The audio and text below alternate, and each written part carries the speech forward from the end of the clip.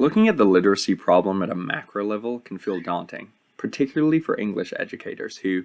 while likely concerned about literacy rates as a whole, are more immediately invested in improving the literacy of their current students.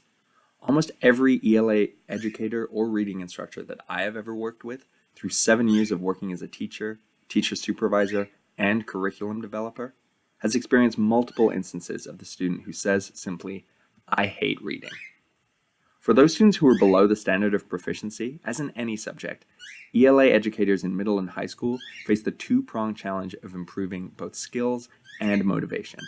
The dual questions of one, how to motivate someone to get better at something they do not feel good at, and or two, how to help someone get better at something they simply aren't motivated to do.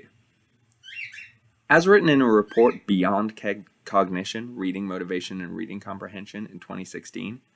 because reading materials have become increasingly demanding in later childhood and adolescence, readers must be fluent in the processes of word decoding and recognition.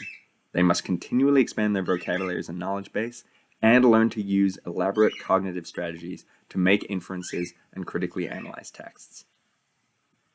Because of the hierarchical nature of reading skill development, slow growth along any of these dimensions can result in significant difficulty and negative consequences for students' reading comprehension and achievement more generally as they progress through school.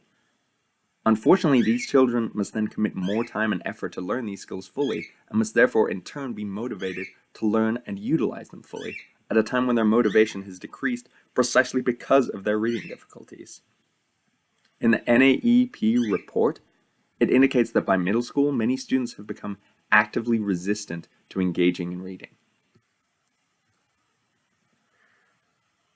Michelle Veruza and her colleagues in their paper, The Relationship Between English Language Arts Teachers' Use of Instructional Strategies and Young Adolescents' Reading Motivation, Engagement, and Preference, cite several studies which have shown that students' motivation to read steadily decreases as they move up in grade level.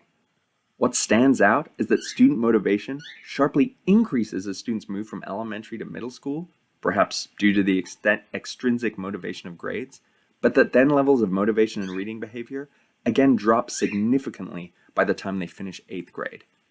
In short, the American education system as a whole needs to face up to the harsh reality that school as a whole appears to be having a detrimental effect on adolescent students' reading motivation, particularly during middle school.